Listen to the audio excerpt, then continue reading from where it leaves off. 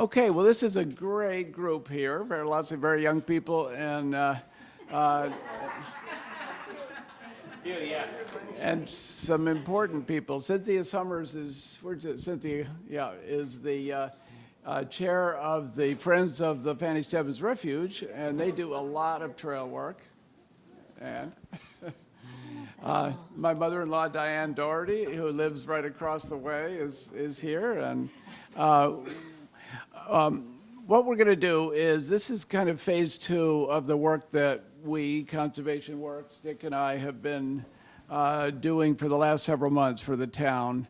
And our job is to lay out kind of a framework that the town can build on in terms of taking care of the trails. Longmeadow is really lucky to have such a nice existing network. A lot of towns aren't that lucky. And so the challenge is, you know, some of them are in really good shape, some of them are not so good. And what we hope is that the town can go about building, and I should mention Leah Grigorov, who's the conservation agent in the front row, working for the town. With Leah's help and a lot of others, if the town can build a network of trail adopters, not just volunteers, but people who really have a stake in these trails. And so that's Dick O'Brien, and I'm Pete Westover, and our emails are at the end of the slide presentation. And we'll try to go through these pretty quickly, but our other main goal is to help the town get these trails into good shape.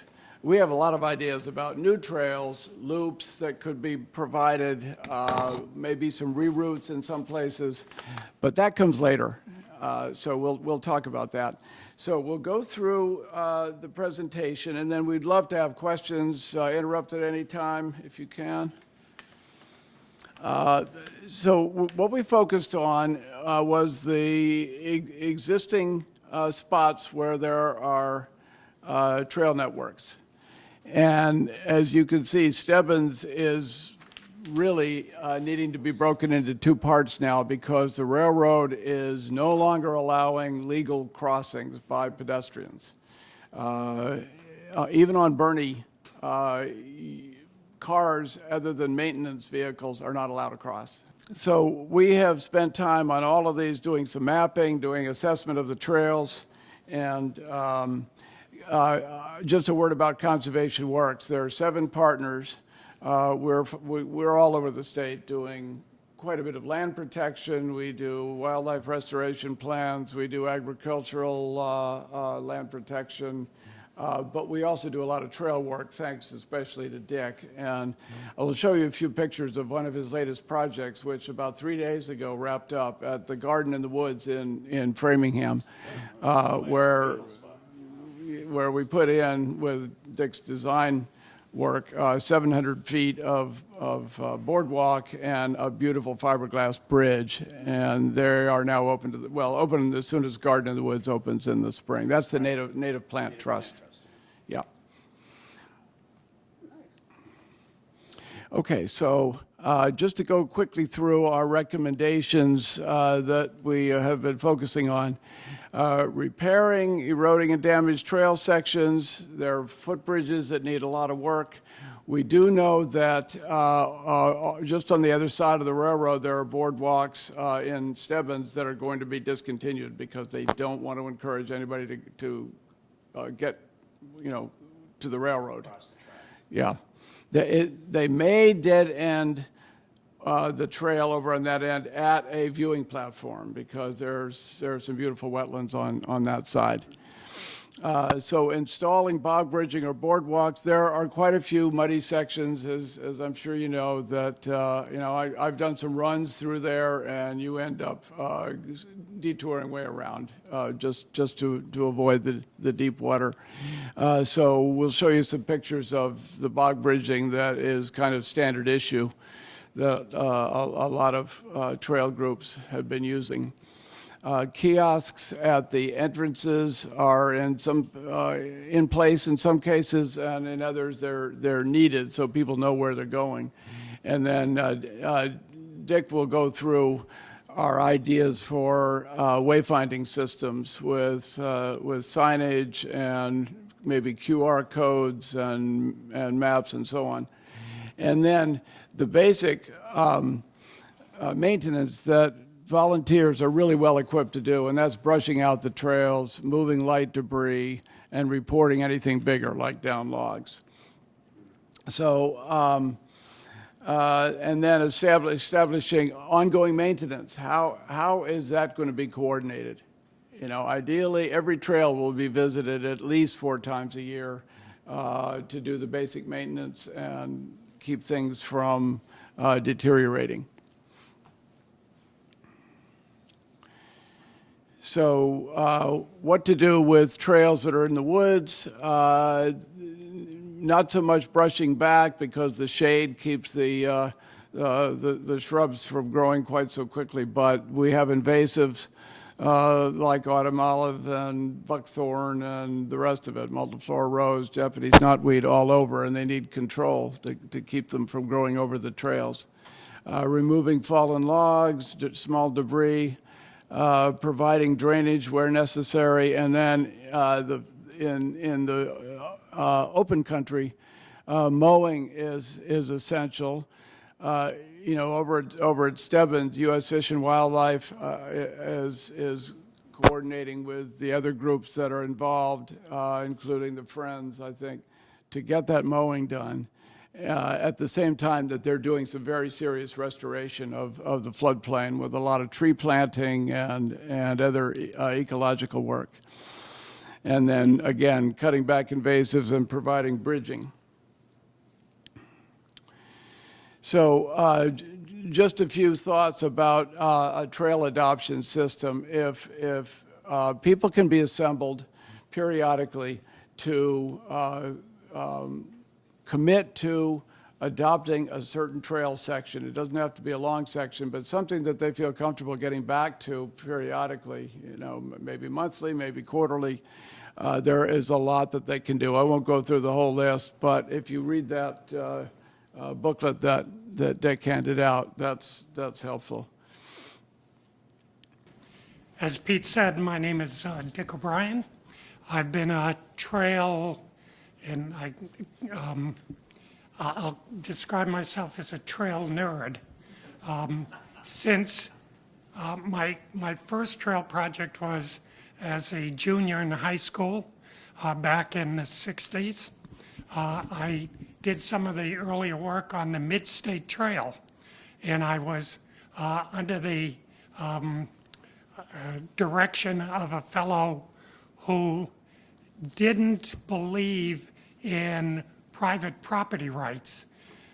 His approach was, if I want the trail to go through there, I'm going to flag it, and you guys cut it through there, and then we'll deal with the landowner. So that got me off on the wrong foot early on, but I've been doing trail work since 1968, really, and so that's a fairly long time. I work with Conservation Works now.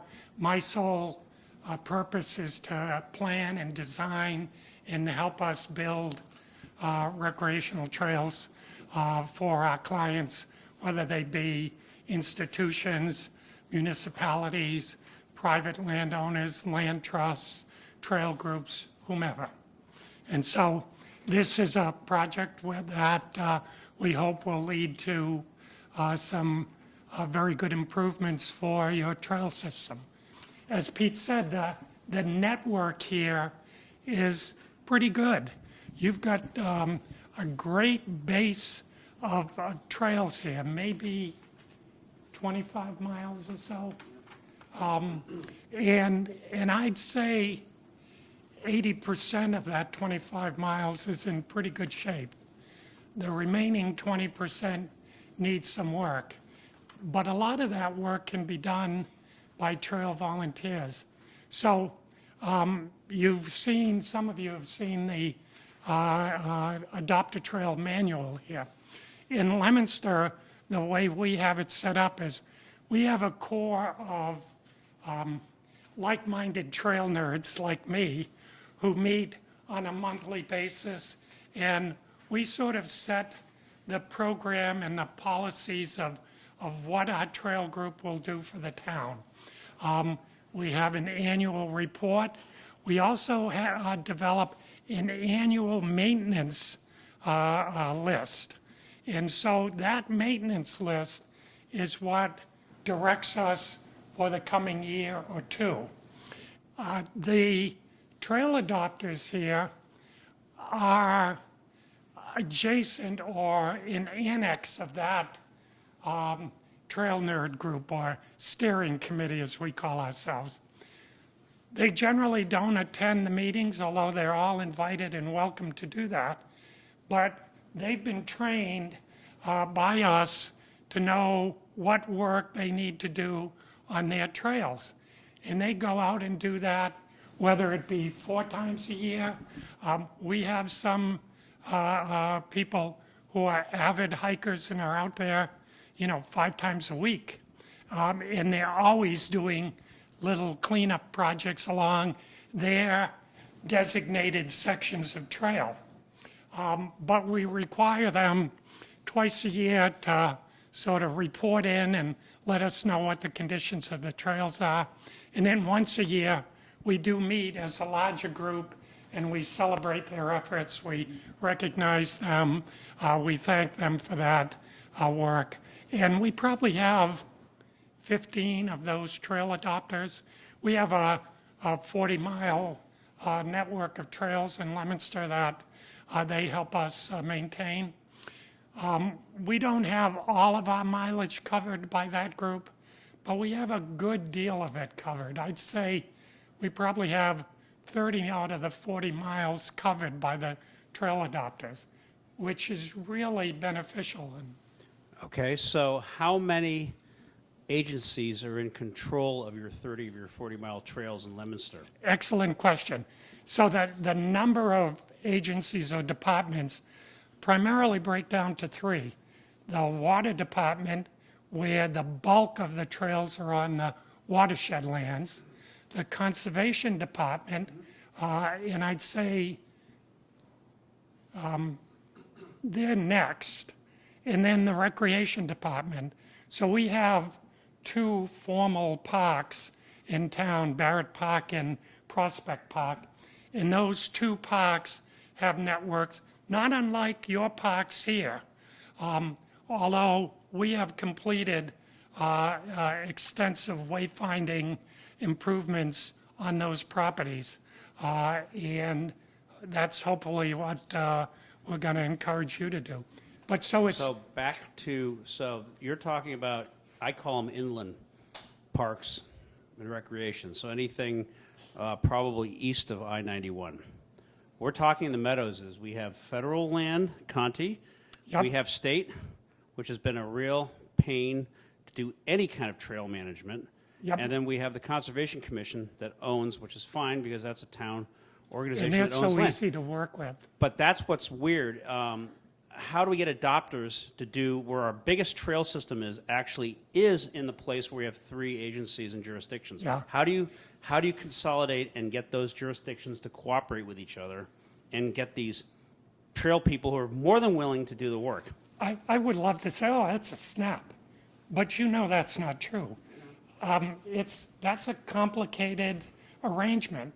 And the only way you're ever going to resolve that is with a lot of meetings and communication to dwindle down to the essence of the work that needs to be done. So, and we work with DCR, we work with Fish and Wildlife, we work with private land trusts, we work with somewhat non-cooperating user groups. In our area, we have a very aggressive mountain bike club, and their attitude is, I want to go there, so I'm going to build a trail there, and no one's going to tell me I can't build that trail there. And 2 months later, sure enough, they've built the trail there. And then the town comes after us and says, why did you build a trail there? You didn't get permission to build that. And we said, we didn't build, well, who built the trail there if it wasn't you? So it's similar but not quite the same. Again, my suggestion in that situation is someone, you know, in your trail group, when you form it, has to take the lead and reach out to all of these, schedule the meetings and the conversations, and say, look we have 4 or 5 different groups here. We need to come to a consensus of how we're going to deal with the routine maintenance and maybe even the unique projects. Is there a way that we can come together as a you know, collaborative group here and solve these issues? Not easy. Yeah. We've had, we've had our issues with those kinds of situations. And as I say, it's like you take 2 steps forward and 1 step back, and even sometimes 1 step forward and 2 steps back. And it can be very frustrating. And it takes a lot of patience. I've worked on a few projects that have taken 10 years to come to fruition. Even in my hometown, I have written several grants for them. I've gotten them a couple $100,000 in grant money. I have volunteered my time for 30 plus years there. And still, when I ask them, can I get, you know, 5,000 out of our $118 million budget for trail maintenance work in the recreation budget? Oh, Dick, you know, the budgets are really, really tight. Well, yeah. But it's only, you know, the 31st year that I've asked for that money. And, you know, I'm patient, but yeah. So that's a difficult question. We'll follow up. And we have another. Fran Kress, you just gave me a segue into the question I was going to ask.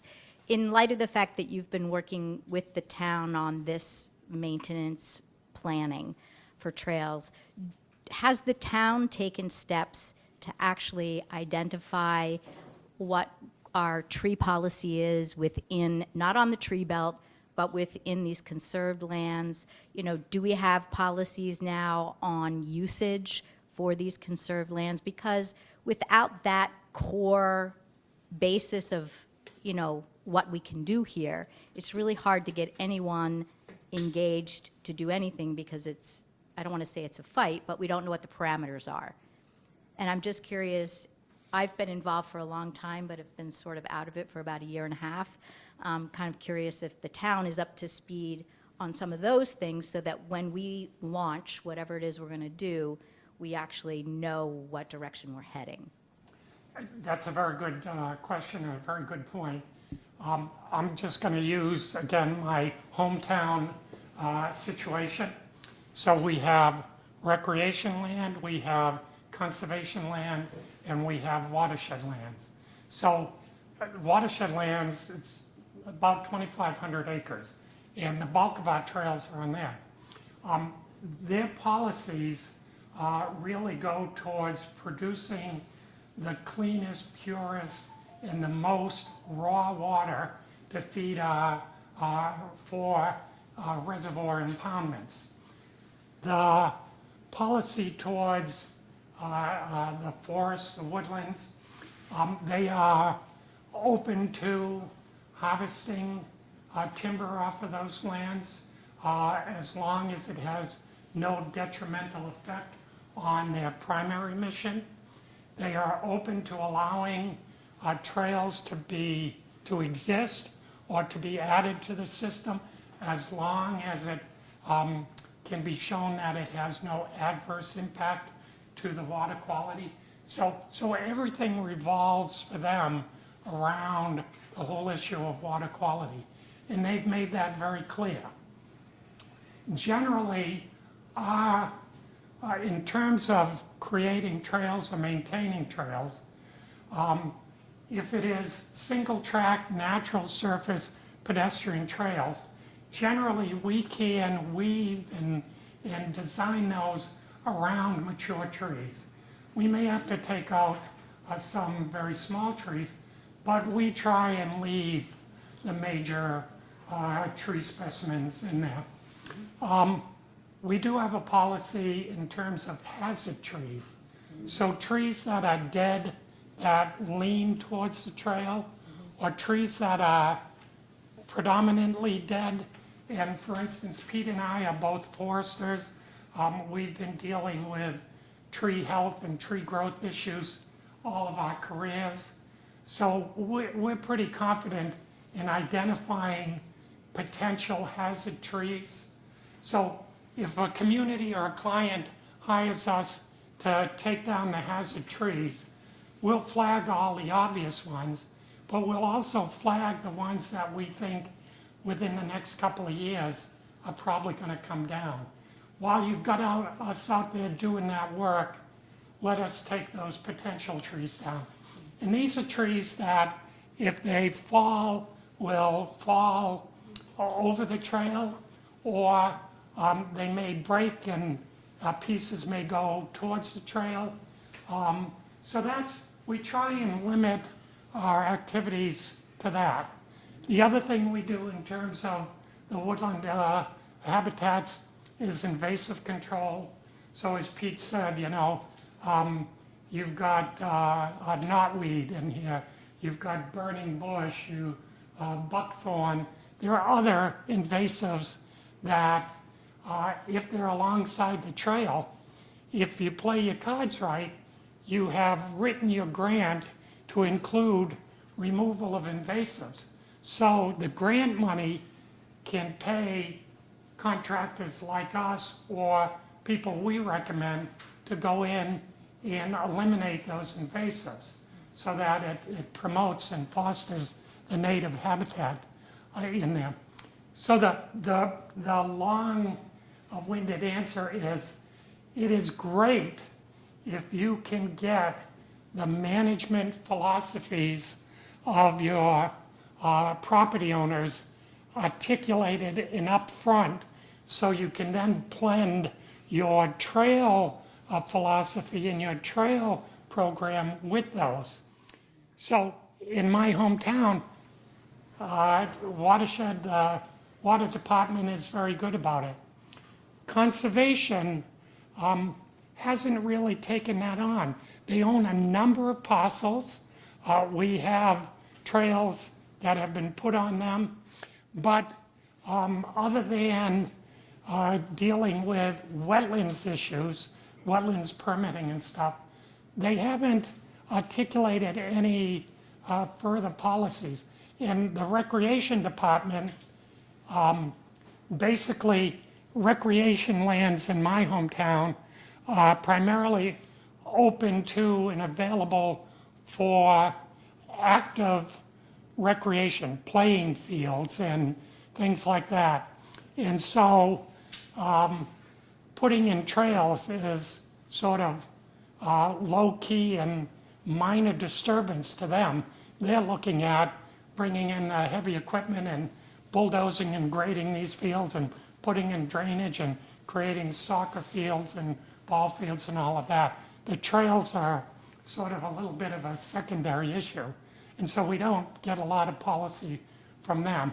But again, in this process, when you begin these conversations with your designated trail group, with the agencies here in Longmeadow, it would be good to ask them, can you provide us with your land management strategy and philosophy up front, so we know that our trails are meshing with that very well. Thank you. One more before I get back to us. We're only like on slide 3 or 4, and there's a few more to go. Okay? All right. I just wanted to build off of what you were saying. So I'm Leah Grigorov. I'm the new conservation agent and tree warden. It's a combined position. So on the tree warden side of things, I can say that we are actively working on trying to formalize some policies and get some more consistencies between like the public shade trees and then the park trees. And then on the conservation side of things, I can say that since I've been here, the commission has adopted a hazard tree removal policy. So these are trees either not on town land that are in, in areas that they're jurisdictional to them. So there is a way to formalize that. And then on top of it, these are just things that we're constantly kind of reviewing, and any kind of trail maintenance projects, bog bridges, et cetera. These are all things that have been active discussions. So yeah, those are things I'm excited for. I've only been here since September. So getting the ball rolling, it has started on that. And both the commission on the conservation side and the DPW on that side are really excited to move forward. Here are just samples of trailhead kiosks. You see here, most of these kiosks are covered, but using the new embedded fiberglass signage, you don't need a cover over it.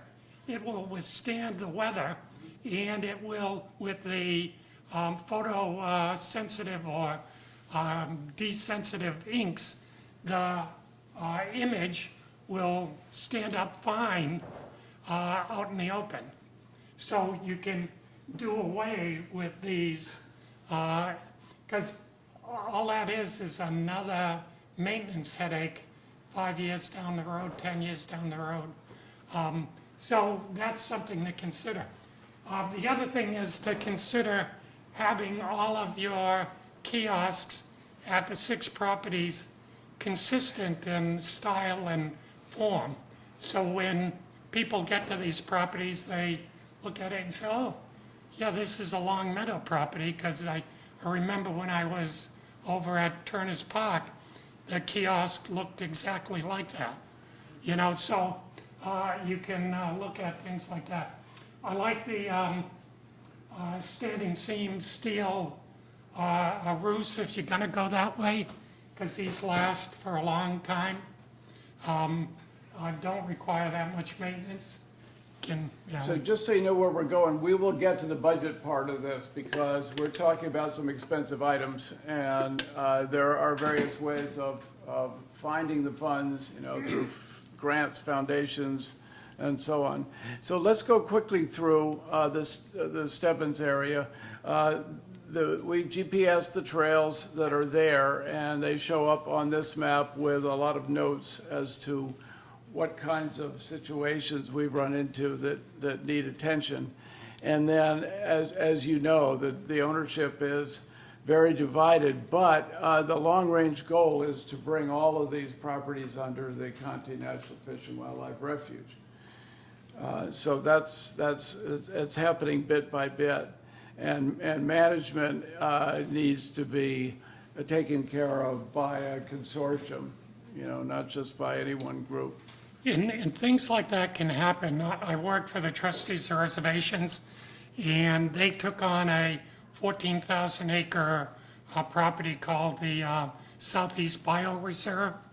And so there was Fish and Wildlife, DCR, town watershed areas, local land trust. There was a partnership of probably 10 or 12 different stakeholders.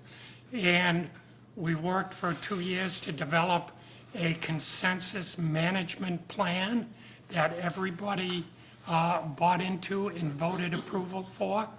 And then, as it turns out, the trustees took on management of that and hired the staff to oversee the management of that. So it can happen. So you see here a few situations that need brushing attention, and that's where volunteers can do a lot of the work. Here and there are down logs, a lot of wet sections, especially on the Stebbins trails that are west of the railroad. So taking care of those with either drainage work or bog bridging, I think makes sense in a lot of these spots. In a couple of these where you see standing water, so if you think about it, bog bridging is the lowest bridging close to the ground. Boardwalks are the next higher level, and then raised boardwalks would be Here are sort some of the examples. final. Raised boardwalk, bog bridging, and a relatively low boardwalk in that upper right-hand corner. And then if you really want to go fancy, here's the Garden in the Woods layout that Dick has spent months working on and is finally finished. Again, this is expensive stuff, but by going for state or other grants, it is possible in some cases to get that elaborate. And I'm going to make one pitch for the fiberglass bridge, expensive up front, but it lasts for 75 to 100 years. It has very little to no maintenance on it, at least initially. And so in the long run, it is cheaper to build a fiberglass bridge than the wooden counterpart. So we're at the point where, before we get into the other properties and the details, how does the town put together funds that can do the basics and then maybe some of the additional facilities that are going to be very helpful on this trail system? Go ahead, Dick. Sure. So when you see the budget, you'll go, oh my word, how are we ever going to raise that? But for instance, this year, the Mass Trails grant, and Mass Trails is actually one word, it's the name of the program, the Mass Trails grant program. Their limit is for any single community up to $100,000. So you can submit an application requesting $100,000 to do the work that you need to do on this. The park grants stand for grants that can only be given out to lands that are designated as parks within a community. In your display on your number of properties, 3 of them are formal parks. And so they qualify for park grants. Park grants are good for up to $500,000. Now, Mass Trails requires a 20% match, and park grants, depending on the community, anywhere from 20 to 50% match. But still, if you can get what you want with someone else paying 50% of the cost, you got to at least look at it. Just so you know, in terms of getting help putting a grant together, Dick for years was chair of MARTAB, which is the state recreational board that allocates all of this grant money. So he's been on the inside and he's helped a lot of towns with applications. Land and Water Conservation Fund, again, depending on the project, they also will pay for trail work. Foundations like what is a Community Foundation of Western Mass will give small grants. And for instance, you could get a $100,000 grant from Mass Trails, and maybe the Community Foundation would give you $20,000 to act as the match for the $100,000. And so the community pays nothing to get $100,000 to do the work that you want to see done on the properties. I say that because we've done that before.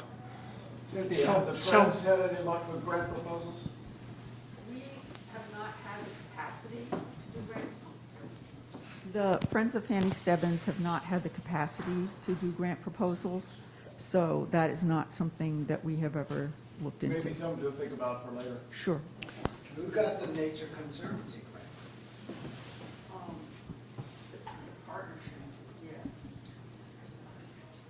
Okay, so Open Space, Recreation, Community Preservation Act, does Leominster use their Community Preservation Commission? We Committee? We're too short-sighted. We have never pass the Community Preservation Act. I'll be damned, because we have one. Yeah, we very are active and damned. very well funded. And so Partly is funding our project. community preservation funds are usable on open space lands for trails. Pete and I are working on a project in Bridgewater, and that community received $77,000 to purchase a trail easement for a 1.8-mile trail corridor on Department of Corrections land. So that's also a possible sense. There are other private foundations and private donors who will step forward. Again, in many projects, we've had private donors who live in the community, who are stakeholders in the project, who will step forward. And I mean, you need to identify them, you need to identify who's the best person to approach them, da-da-da-da. You know, there's a process, but it works. Leo, we should talk about the deadline for this year's Mass Trails Grants, which is again February 1st, and it's coming right up. Who knows, there might be a chance of the town putting in an application. Yep.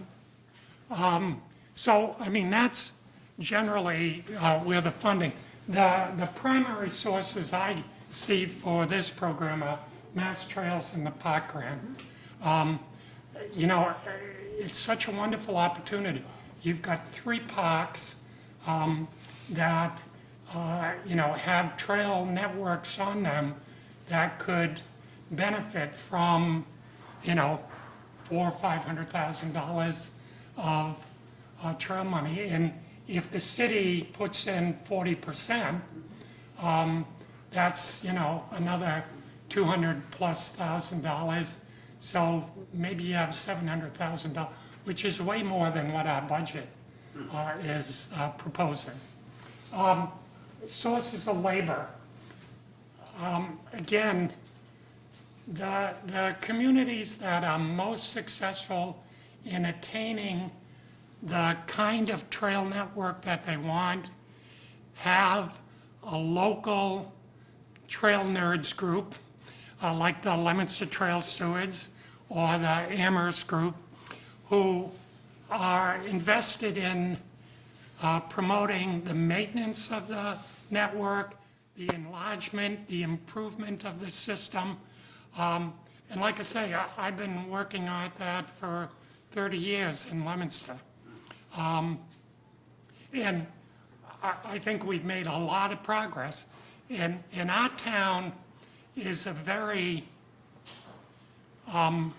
blue-collar town. There are a lot of people in Leominster who look at the trail network, what do we need that for? What are we spending money on that for? And it's very difficult when you've got a significant component of your town residents who have that attitude. Your white collar goes the other direction, so trust me, well-educated on the other side. Yeah. It can go both ways. Yeah, I agree. So we're suggesting that, you know, at the end of this meeting, you all should start talking about how do we formalize a trail stewards or trail volunteer group. Because if you don't, you're not going to make a lot of progress here. It's really just a critical component. I would say 90% of the communities we work with who have those kinds of groups get things done and get things done right. The other reason why you should do it, because all of that money that's out there, that's available, you are just as eligible and just as worthy of getting that money as any other community. To not apply for it is just a crying shame. Okay, one last question then. So who's your point person? We've just paid you good money as consultants. Who's going to be that point person that you would recommend is going to put this whole stewardship thing together? You need a leader. You need somebody to do up front like you're doing right now. Yep, and Normally, for that to work, that leader has to come from you guys. I mean, you have to talk about it and choose that leader. If we choose them, to be honest with you, it's a real easy way to, well, I never volunteered, I never said that, that was Pete who chose me. You want someone who is going to step forward, the so-called champion, who's going to step forward and say, even if it's, look at, for the next 2 years, I'll lead the charge here. After that, someone needs to then step in for me, and then someone needs to step in for me. I did that 30 years ago, and it never worked for me. They never chose someone to replace me, and I'm still there after 30 plus years. Yes. Yeah, but it needs that. It needs, you, the community, need to show that commitment. And it doesn't mean, it has to be done all at once, that only one person needs to do it, but someone needs to kind of take the first We're step. going to have to move Yep. because it's already 7:30. Okay, so here's our budget items here. You see up here, this would be what we would consider is the work that really needs to be done next. Cleaning the corridor, removing down trees and hazard trees, repairs to the bridges and boardwalks, and installing more bog bridging here. Tread work. Tread is the actual trail surface, fixing where you have raised routes, where you have mountain bike damage, where you have other erosion problems. Trail brushing work, and notice no cost to that because we're assuming volunteers here. Trail relocations. There are a few areas where you have fall line conditions. That's trails going sort of straight up a hill. That's not sustainable. You need to fix those. Drainage problems, culvert work. Again, all stuff that can be done. Invasive plant control, and then some miscellaneous stuff. The wayfinding system that we were talking about, we're looking at this as a high-quality wayfinding system because we think you can and you are eligible for significant funding towards that. The wayfinding in total is roughly $60,000. But like the trailhead kiosks, I'm suggesting you buy, there are really beautiful custom-made post and beam kiosks with roofs on them. And they're roughly $3,000, $3,500 plus $500 for installation, and you need 7 of them. The map information panels, again, if you're going to invest in a beautiful kiosk, you want a beautiful map information panel. You should work with a signage company like Panera, and there are others, to produce a really stunning panel that can be embedded in this fiberglass that can, basically stand out in the open. I'm sure you've all seen examples of these at national parks or national forest properties, etc. The wayfinding system. This is a system, and I am going to try and step over here without tripping. Yeah. We use this in my hometown, Leominster. This trail on this mini map here is 9 miles long. So we cut it in half, and the trail map has all of the trail locations, the trail numbers on it. That trail number is located here on the map. So you get to this post, and you say, oh, I'm at intersection 35. you look on the map, you know exactly where you are. This is just a 6x6 post embedded in the ground with a dead man. This is epoxied and screwed on the top, so it's very difficult to remove. These have been up here now for about 4 years.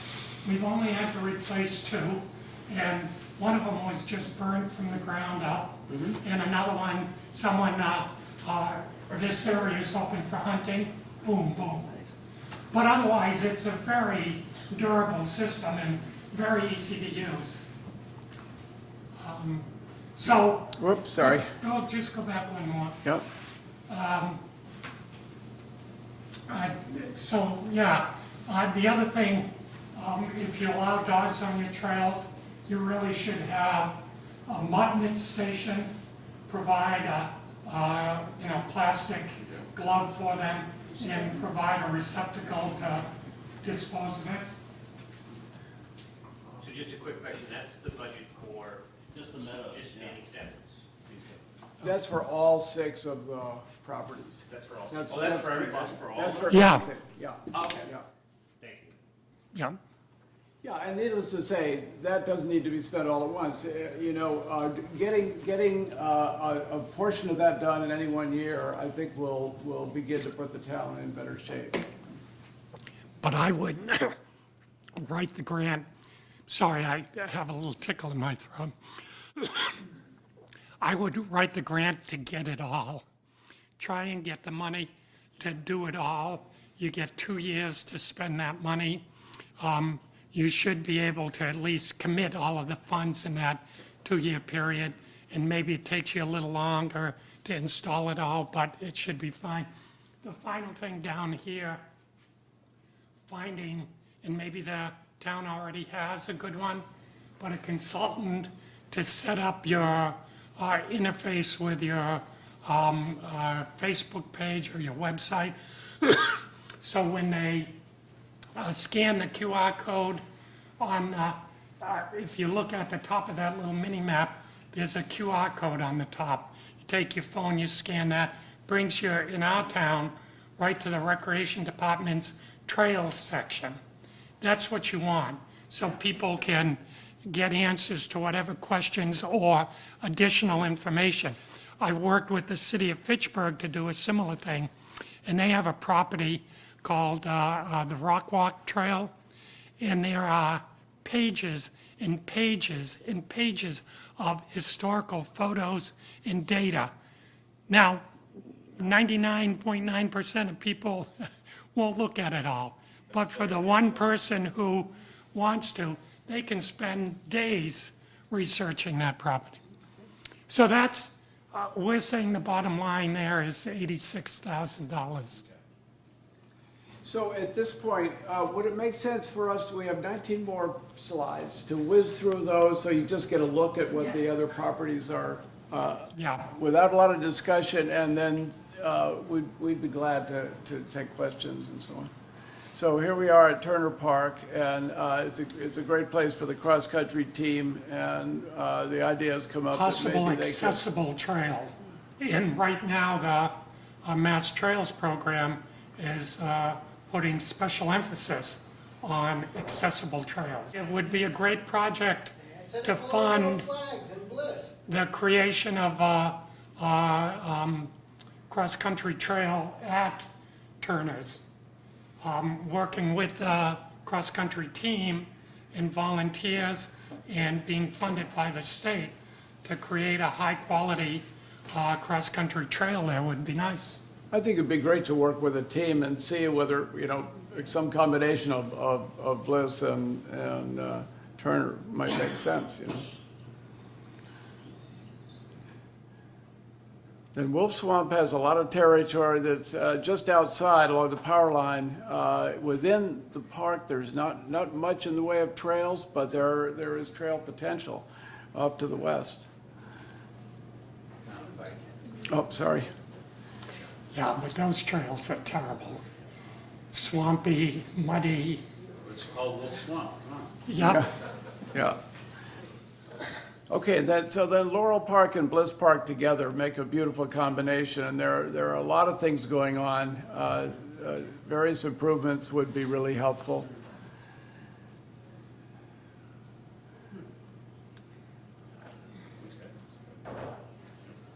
You can see, issues where there are drainage and erosion problems that should be taken care of. Decay problems, that kiosk is falling apart.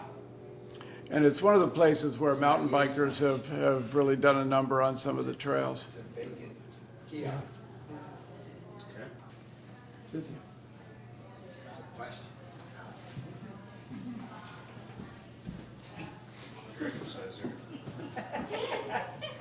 Keep her running. The invasives are everywhere. And I know that your recommendations were for simply trimming and cutting back invasives, but as far as, professional treatment to try to really, get rid of some of them, what do you think about that? Probably the thing that works best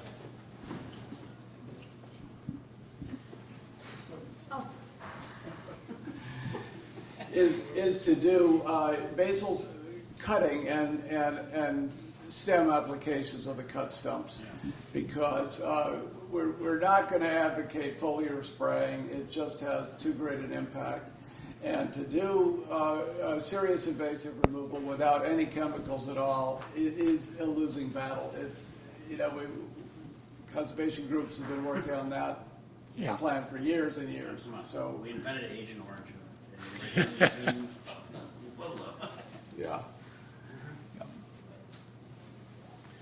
Okay, so I don't know if these treetops have been taken care of, but they were there in August near Laurel Street. So just examples of things that need to be taken care of periodically.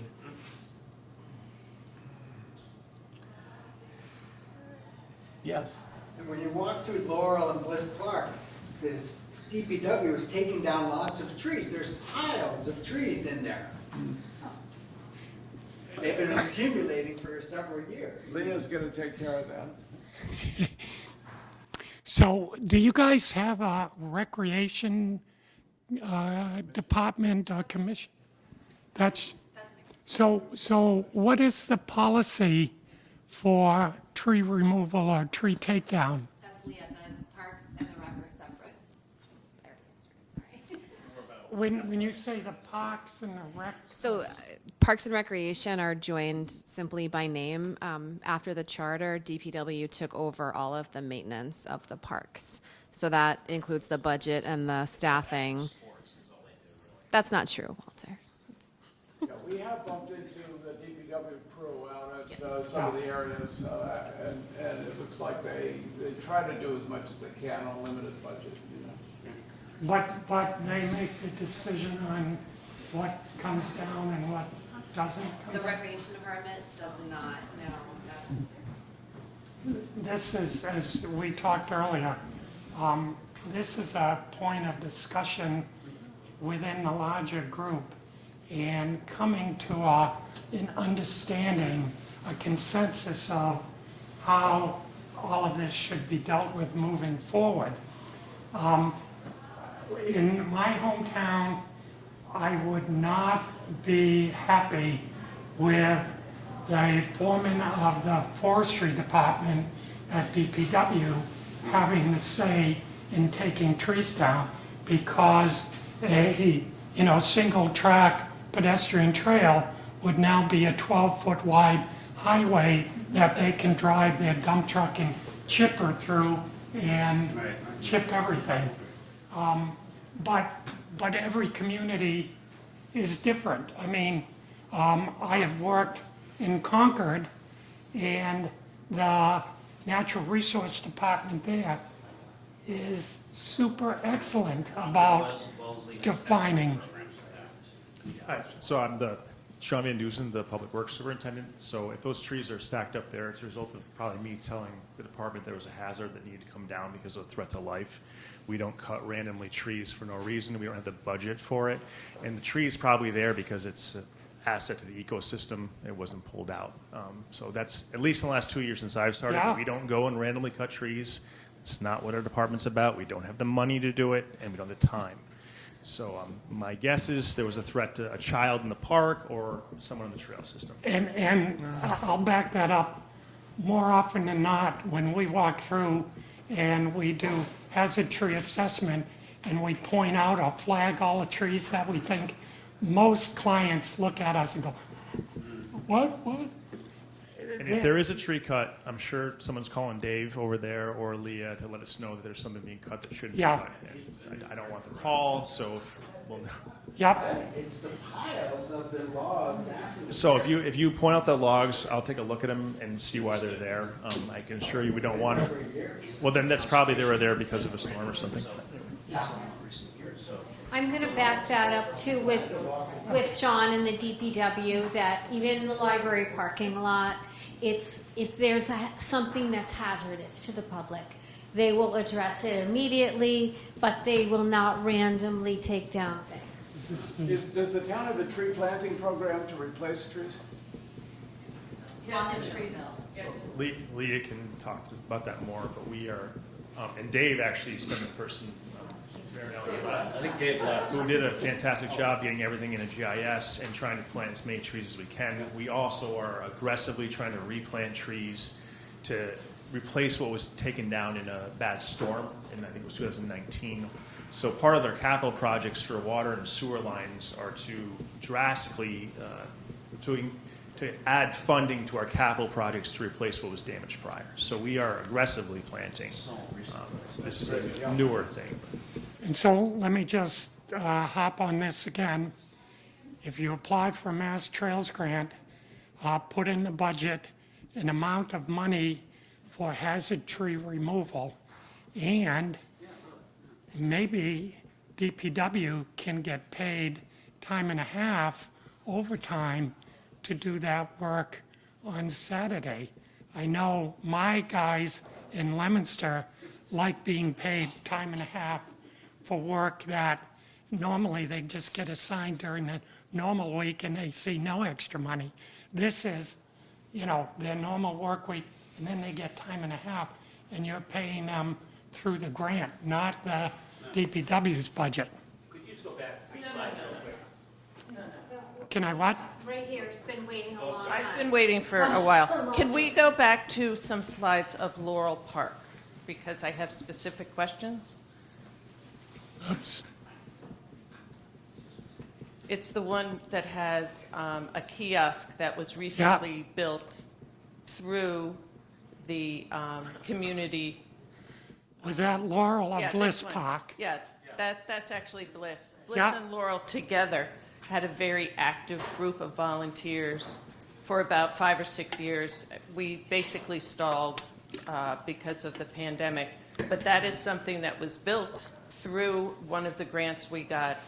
And the problem is that we found is that you can't get money from the town through grants for regular maintenance. We were able to plant trees. We were able to build that. We were able to get picnic tables. We got park benches. But I love your map. How do I get a picture of that map onto the kiosk? Well, part of our deliverables is a set of property maps for the town to use. That would be great. So- Also, if we could put this on the town website, it would be great too. That would be great, yeah. Yeah, If we can do that, it would be fantastic. Yeah, we can work with Corinne and Leah and see if we can get that done. so that kiosk is a very nice kiosk.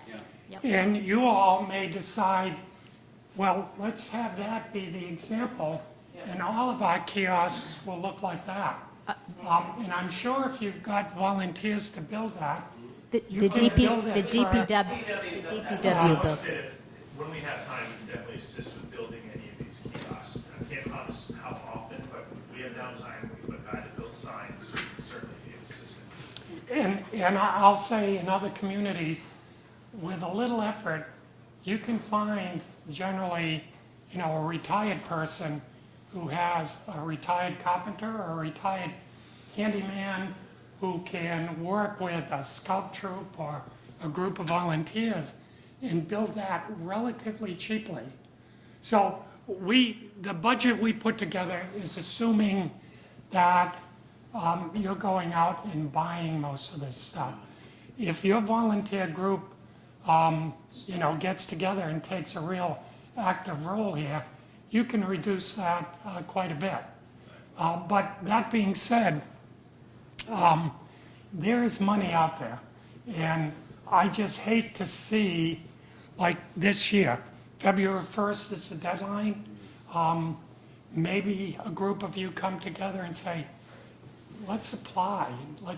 Even if we just shoot for 25,000 or 50,000, let's not let a year go by where we don't get some money to improve the trails. We'd be glad to help put a grant together. There's a little time left. Maybe it's possible.